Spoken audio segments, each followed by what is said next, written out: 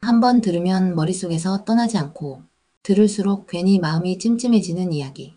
오늘도 당신 곁에 숨어있는 충격적인 현실을 전해드립니다.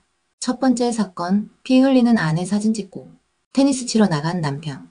당신이라면 쓰러진 가족을 보고 어떤 선택을 하시겠습니까? 이 남성은 놀랍게도 테니스를 선택했습니다. 2023년 5월 인천 강화군의 한 주택. 50대 여성은 욕실 바닥에서 피를 흘리며 쓰러져 있었습니다. 테니스를 치러 가기 위해 잠시 들른 집에서 아내를 본 남편 A씨. 그는 아내를 본 순간 놀라지도 않았습니다. 단 한 번도 119를 부르지 않았습니다. 오히려 아내의 모습을 사진으로 찍었습니다. 그리고 그 사진을 의붓딸에게 전송한 뒤 집을 나섰습니다. 목적지는 테니스장. 아내는 외상성 경막하 출혈, 즉 뇌출혈로 쓰러져 있던 상태. 곧바로 딸의 신고로 119가 출동했지만 결국 뇌사 상태에 빠졌습니다. 재판에서 A씨는 말했습니다.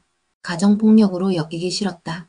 그는 과거에도 가정폭력으로 3차례나 입건됐지만 피해자의 처벌 불원으로 처벌받지 않았습니다. 재판부는 유기행위는 유죄라고 판단했지만 피해자가 뇌사에 이르게 된 직접적인 인과관계는 입증 부족이라는 이유로 징역 1년 6개월의 집행유예 2년을 선고했습니다. 가정폭력 전력, 피 흘리는 아내를 외면한 행동. 그럼에도 실형은 없었습니다. 그날 A씨는 땀 흘리며 라켓을 휘두르고 있었을지 모릅니다. 사랑이라는 말로는 설명되지 않는 인간성의 민낯을 마주한 사건이었습니다. 두 번째 사건, 600번의 성매매 성병까지. 국제결혼 남성의 악몽. 국제결혼으로 맺어진 부부. 그러나 그 끝은 지독한 배신이었습니다. 2022년 연애 실패 후 결혼정보업체를 통해 베트남 여성 B씨를 만난 A씨. 결혼식, 전통혼례, 신혼여행까지 모든 과정을 정성껏 준비했습니다. 그런데 1년도 안 되어 아내의 산부인과 진료에서 성병사종이 확인됩니다. 그는 의심 끝에 아내의 휴대전화를 확인하려 했고 아내는 자해까지 하며 이를 막았습니다. 그 후 A씨는 아내의 충격적인 이중생활을 알게 됩니다. 남자친구와 함께 외박, 유흥업소에서 하루 3명에서 5명씩 최소 600명과 성매매. 심지어 A씨가 등록해준 건국대 어학당에서 유학생 행세를 하며 다수의 한국 남학생에게 접근했다는 주장도 나왔습니다. B씨는 위자료 줄 테니 깎아달라며 말했지만 이후 잠적. A씨는 나 혼자 피해보면 끝이 아니라며 이혼 소송과 손해배상을 진행 중입니다. 600번의 만남 뒤에 남겨진 건 상처 입은 한 남자의 인생뿐이었습니다. 세 번째 사건. 아쉽다. 뽀뽀 부하 여경 추행한 경찰 간부의 최후.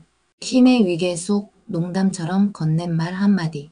하지만 피해자에겐 지워지지 않는 상처로 남았습니다. 2023년 6월 한 경찰 지구대의 송별 회식. 그날 회식 후 경찰 간부 A씨는 부하 여경을 데려다 주겠다며 동행합니다. 그러다 그는 갑자기 손을 잡고 깍지를 끼고 허리를 감쌌습니다. 아쉽다. 뽀뽀. 그는 얼굴을 들이밀며 집요하게 추행을 시도했습니다. 피해자는 항의했고 그는 미안하고 후회한다는 문자를 반복해서 보냈습니다. 하지만 재판에선 농담이었다고 발뺌했습니다. 재판부는 도덕성이 요구되는 경찰이 부하 직원을 추행했다며 벌금 300만 원과 성폭력 치료 강의 16시간 이수를 명령했습니다.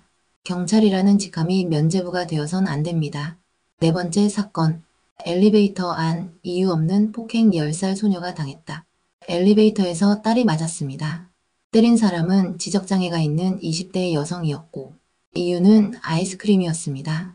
초등학교 3학년 B양은 학원에서 집으로 돌아오던 중 엘리베이터에서 지적장애가 있는 20대 여성 C씨를 만났습니다. 그리고 C씨는 갑자기 주먹질을 시작했습니다. 바닥에 내던지고 머리채를 잡고 다시 바닥으로. 집에 돌아온 아이는 온몸에 타박상, 머리카락이 뽑혀 두피가 훤히 보이는 상처를 입었습니다. 피해 아동의 어머니는 말합니다. 예전에 아이스크림을 거절한 걸 기억하고 보복한 것 같아요. 그보다 더 충격적인 건 C씨 부친의 말, 지적장애라 감당이 안 돼요. 저도 못 살아요. C씨는 과거에도 소년원에 다녀온 전력이 있었습니다. 그리고 피해 아동의 가족은 이들이 이전 거주지에서도 같은 문제로 이사 왔다는 사실을 알게 됩니다. 가해자는 치료가, 피해자는 평생의 기억이 필요합니다. 5번째 사건. 아빠, 딸이잖아. 친딸 성폭행 시도한 아버지. 10년 만에 나타난 친부. 그는 대학생 됐으니 밥이나 먹자며 딸을 불렀습니다. 그리고 집으로 데려가 폭력과 함께 성폭행을 시도합니다. 피해자는 도망치며 울부짖었습니다. 아빠, 딸이잖아.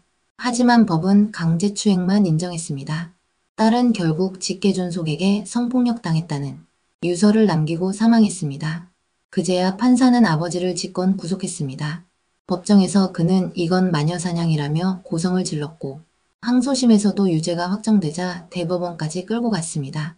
결국 징역 5년, 친족 강간은 끝내 인정되지 않았습니다. 법의 미비함이 피해자를 2번 죽였습니다.